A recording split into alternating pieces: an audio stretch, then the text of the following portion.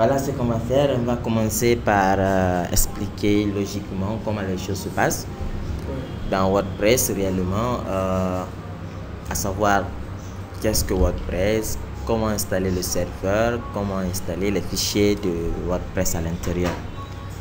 Donc ici, ce que je vais te dire, il faut juste imaginer WordPress comme l'outil le plus puissant et utilisé parmi les CMS. Donc les CMS, le plus utilisé, d'accord, il est plus utilisé par rapport aux autres. Donc là, qu'est-ce qu'on va faire? Je vais d'abord premièrement t'expliquer qu'est-ce qu'il faut, c'est-à-dire un serveur. Et là, qu'est-ce qu'il faut? On a besoin de fichiers WordPress. Et après là, on a besoin d'une base de données. D'accord? D'une base de données. Donc, qu'est-ce qui va se passer? On va installer ce monsieur. Lui, on va le mettre à l'intérieur de celui-là. Ensuite, la base de données sera créée pour relier ça à ça. D'accord? Et tout ça donnera une adresse qui sera l'adresse d'accessibilité de notre site. Parce que l'adresse du serveur sera cette adresse-là. Parce qu'on est en local. D'accord? Donc, il y aura probablement des fois un port comme ça qui va se rajouter. Ensuite, suivi maintenant de la racine de notre site internet en local. Donc, retiens seulement que le serveur, celui qui est là, serait ça comme adresse. Si on était sur internet, ce serait par exemple google.com, c'est le nom de leur domaine. Donc ici en local, on va considérer ça comme si c'était le nom du domaine de notre site internet. D'accord? Donc le fichier WordPress, c'est le fichier parce qu'on n'a rien à coder pour préparer le système, pour préparer le site, je veux dire. Donc qu'est-ce qui va se passer? On va juste prendre les fichiers de WordPress dans leur site wordpress.org. Ensuite, nous allons les introduire dans le serveur. Donc, le serveur, c'est lui qui est capable de lire les trucs PHP pour pouvoir afficher le site. Ça veut dire que quoi? Notre PC ne peut pas exécuter du PHP tout seul. Il faut quelque chose qui peut traduire du PHP en écriture ou bien en interface. Donc, pour ce faire, on a besoin du serveur. Donc, il y en a plein de serveurs. Il y a EasyPHP, il y a WAMP, il y a XAMPP. Mais nous, par contre, ici, nous allons télécharger et installer EasyPHP. Donc, quand on télécharge la EasyPHP, qu'est-ce qu'on fera de la suite? Nous allons télécharger les fichiers de Microsoft Office Word. Les fichiers du serveur. Quoi? J'ai dit les fichiers du serveur. Les fichiers de WordPress. Oui. D'accord? C'est les fichiers de WordPress qu'on va mettre dans le serveur. Ensuite, on crée la base de données à partir du serveur pour pouvoir relier les trois. Ça veut dire quoi? Quand l'utilisateur tape une adresse URL, l'adresse URL demande au serveur, le serveur récupère dans la base de données et récupère dans l'index WordPress pour afficher un contenu à la fin. Donc, pour faire très simple, regarde, je vais t'expliquer plus pratiquement. Là, nous allons télécharger juste un serveur. Si je voulais, j'allais taper EasyPHP et je peux le dire de le download. Bon, je vais écrire tout pour télécharger. Donc, il me propose, je préfère celui qui provient de leur site, EasyPHP. Donc, je l'attends. Il apparaît. Donc, j'ai la possibilité ici de prendre le serveur de développement ou bien le web server, etc., etc. Bon, si je veux, je prends le premier là pour le moment. La différence entre le web server et le serveur de développement? Il y a une petite différence entre eux. Alors, on va voir d'abord le premier. Ensuite, on se retourne là. Je vous explique le deuxième. Donc, ne te presse pas.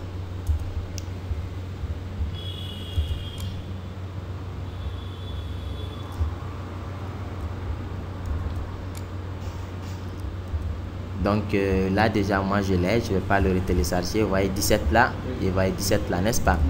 Donc il suffira juste que je l'installe. Au lieu de le télécharger, comme je l'ai déjà, je vais l'installer.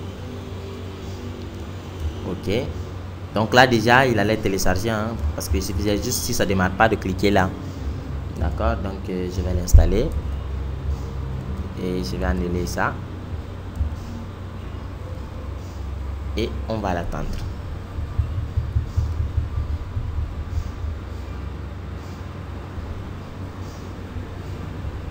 On va attendre l'installation.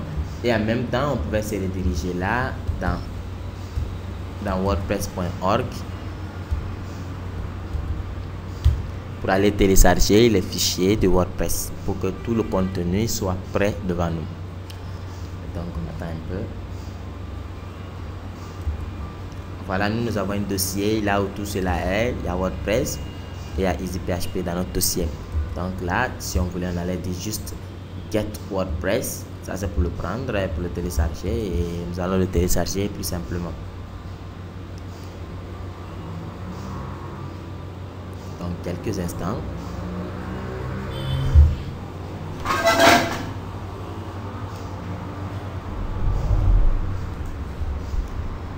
Donc on va attendre que le téléchargement finisse. Déjà il y a un dossier que je vais te passer plus tard, ce EasyPHP, ce WordPress et ce Divi Builder.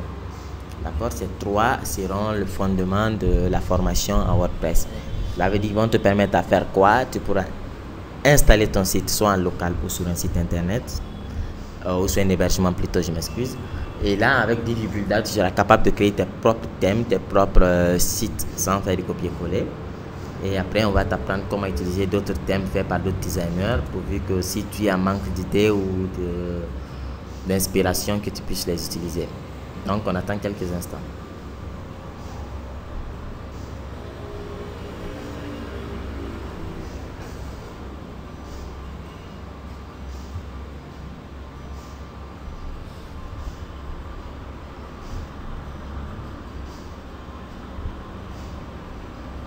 Donc voilà, il est prêt, je le lance.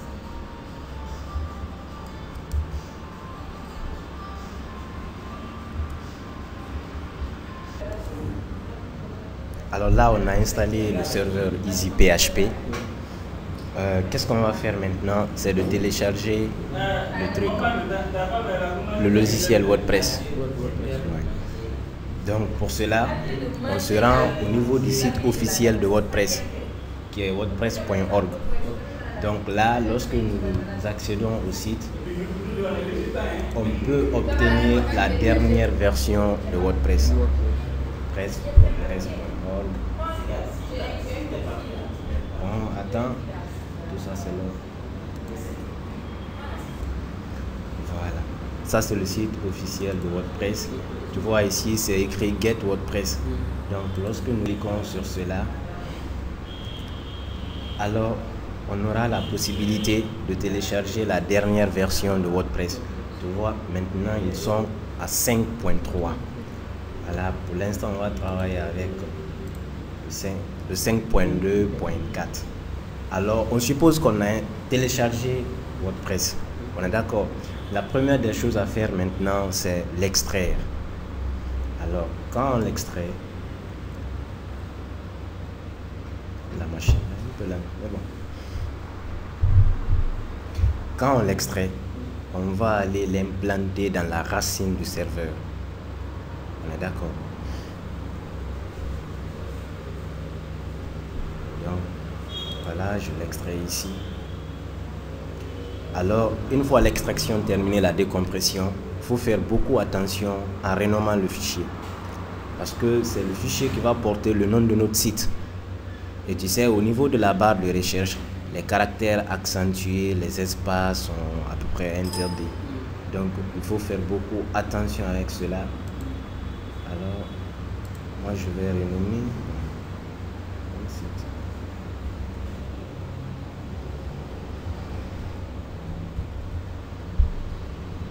Mon site, c'est bon? Pas d'accent, pas d'espace, pas de caractère accentué. Là, c'est bon. Je valide. Ensuite, qu'est-ce que je fais? Je le copie. Moi, je vais le couper. D'accord. Et je viens dans le Dixé où se trouve la racine de mon serveur. Alors, j'ouvre. C'est dans Programme. Et voilà. EasyPHP Dev Server 17. Maintenant, où est-ce que je vais le placer? C'est dans IDS 3W. Donc, c'est ici que je vais coller tous mes sites. Donc c'est un peu en quelque sorte comme le HTC-Doc. On est d'accord, lorsque nous allons aller sur le web, voilà, dans le dossier dans lequel nous allons implanter notre site, si on veut le téléverser, l'uploader vers un serveur sur le web. Donc on appelle plus ou moins l'hébergeur, quoi. Maintenant là, on a implanté le logiciel WordPress dans la racine du serveur. On est d'accord, ça c'est un premier travail. Alors les caractères, il faut faire beaucoup attention avec cela. Là c'est fait. Qu'est-ce qui nous manque? C'est la base de données. Donc on a besoin de 3 serveurs. On a le serveur PHP qui va nous permettre de stocker ici les fichiers de notre site. On a vu les fichiers, on a téléchargé WordPress, on a envoyé dans la racine du serveur. Ensuite, secondo, c'est la base de données. Là, ça va nous permettre de stocker tout le contenu rédactionnel de notre site. Alors pour cela, il faut créer la base de données. On est d'accord? Et c'est simple, on vient dans module avec l'application web MySQL. Voilà, avec l'application web PHP MyAdmin. Alors j'ouvre l'application et on va tomber directement sur l'interface ici de l'application PHP MySQL. Alors là, nous voyons déjà que l'application est en français. Alors pour créer la base de données, soit je viens ici là où c'est écrit une nouvelle base de données, ou bien je clique sur base de données. D'accord? Donc ça se charge.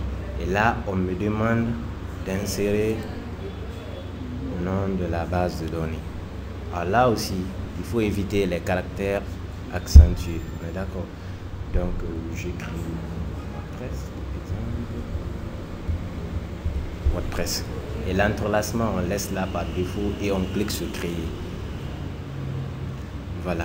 Une fois la base de données créée, alors on va pouvoir maintenant aller installer WordPress. Et le dernier serveur, c'est le PHP.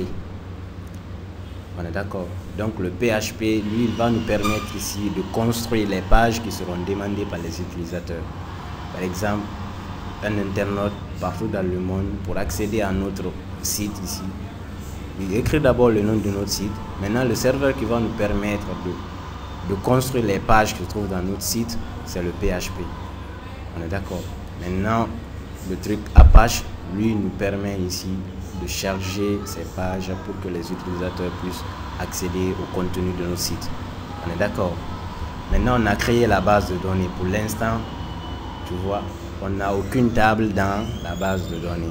Alors, ce qui est extrêmement cool avec cette manière, c'est qu'on n'a pas besoin de créer des tables. Tu sais, avant, avec la programmation, tu dois créer toutes tes tables, ainsi de suite. Alors là, ça nous évite ici un travail pénible et périlleux. Parce qu'avec les CMS, on gagne beaucoup plus de temps. Et on peut réaliser des sites exceptionnels en un laps de temps. On est d'accord? Maintenant, on a créé la base de données, n'est-ce pas? On a implanté ici le logiciel WordPress dans la racine du serveur. Cette fois-ci, on va installer maintenant WordPress. On est d'accord? Pour cela, je viens ici, là où c'est écrit Portable Directory. Regardez le répertoire. Et je clique dessus.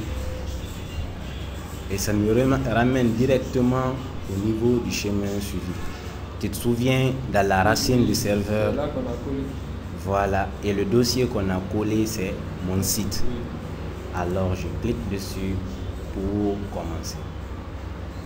Voilà, ça m'affiche ici une page où on me souhaite bienvenue sur WordPress avant tout. Maintenant, là, ce sont les éléments dont on a besoin pour commencer.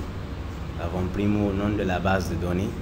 Alors, ce qui est important aussi à ne pas oublier, c'est la base de données qu'on a créée. Parce qu'on va relier ici le contenu de notre site à la base de données. Parce que c'est celle-ci ici qui va gérer le contenu rédactionnel du site. Voilà.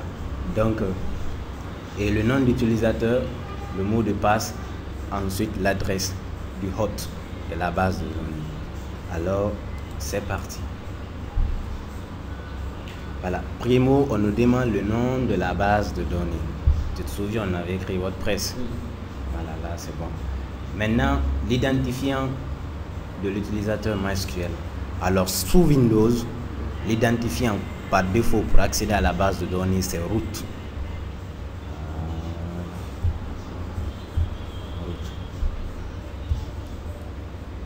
Ensuite, nous avons le mot de passe. Sous Windows, pas de mot de passe.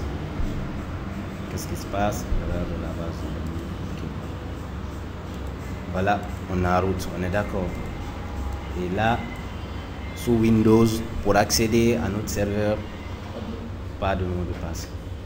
Alors, l'adresse ici de la base de données localhost, a dit c'est le nom de domaine ici attribué à notre base de données. On a dit le serveur, pour accéder à notre serveur ici, on a donné une adresse, le 227.0.0.1. Alors là, c'est notre ici nom de domaine pour accéder à la base. 827, 827. Voilà. Et là, on lègue ce préfixe ici par défaut. Ce préfixe ici sera affecté à toutes les tables de la base de données. Tu verras tout à l'heure, lorsqu'on finit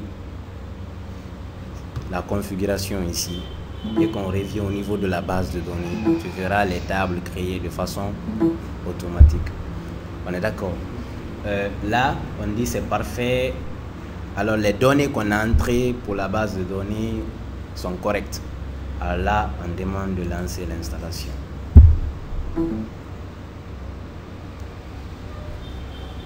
Voilà. Ok. Maintenant, ici, on nous demande le nom de notre site. Alors ici, bien entendu, j'écris mon site. Là, aucun problème. Et l'identifiant. Non, cette fois-ci, par route. Ici, les données, les informations qu'on demande ici, c'est les informations de l'administrateur. Les coordonnées avec lesquelles on va accéder ici à l'administration de notre site. Voilà. Donc,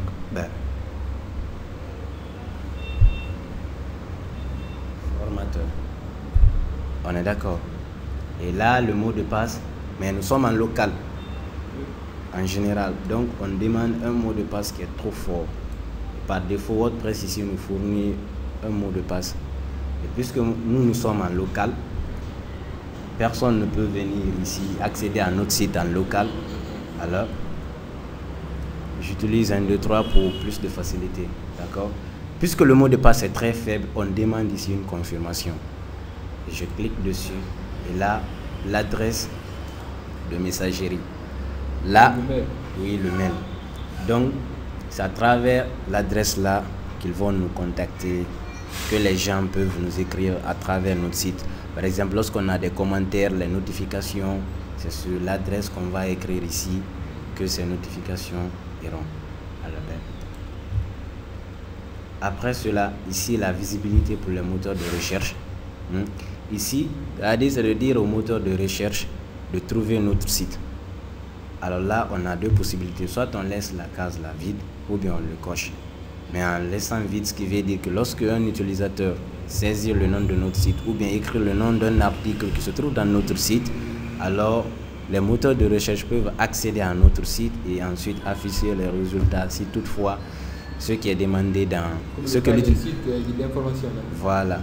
Au cas où si quelqu'un saisit le nom de quelque chose qui se trouve dans notre site, que les moteurs de recherche puissent accéder à notre site, ensuite proposer notre contenu aux utilisateurs. On est d'accord? Oui. Dans les moteurs de recherche, quand quelqu'un recherche quelque chose là, si le contenu se trouve dans notre site, que les moteurs de recherche, que les résultats apparaissent dans Google, quoi. Voilà. Maintenant, si on coche, ce qui veut dire que même si on a des contenus pertinents que l'utilisateur demande en réalité, mais ça ne va pas s'afficher parce qu'on a coché cette partie. On est d'accord? Donc, une fois encore, nous sommes en local, libre à nous de cocher ou pas, ça ne fait pas d'effet. Mais moi, je laisse par défaut et je lance WordPress.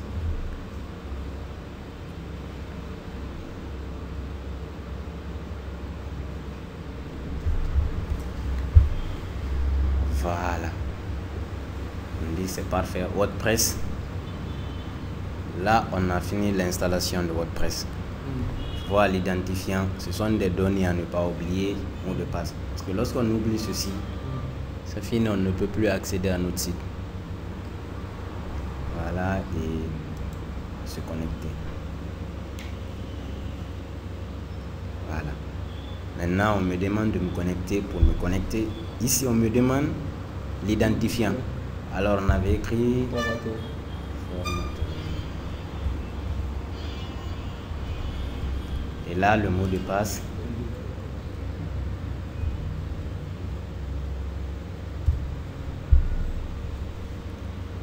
Ok.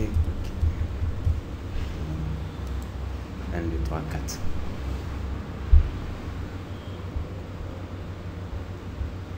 Voilà, ça se charge. Très bien. Alors, on a fini d'installer WordPress. Voilà, ça c'est l'interface admin, le back-end, l'interface admin de notre site. Tu vois le nom du site qu'on avait installé. Voilà, ça c'est le tableau de bord WordPress de notre site. Alors, d'une part, là, nous avons des informations. On nous demande ici bienvenue. Et là, ce sont des raccourcis ici nous permettant d'accéder plus rapidement au contenu. Par là, on demande des mises à jour. Là, c'est l'interface. On est d'accord. Là, on demande de mettre à jour ici notre PHP parce que la version est un peu obsolète par rapport à la version de WordPress qu'on a. Et là, c'est le brouillon. Il se peut qu'il y ait des idées qui nous viennent. Alors, si c'est le cas, on peut saisir ici le titre, écrire n'importe quoi et enregistrer. On peut revenir après sur ça. Et là, ce sont les activités dans notre site. Alors ici va apparaître ici l'ensemble des activités que nous menons, que ce soit les articles récents, tu vois les articles publiés récemment, donc les articles, les commentaires vont s'afficher ici. Et là, ce sont les événements et les nouveautés de WordPress.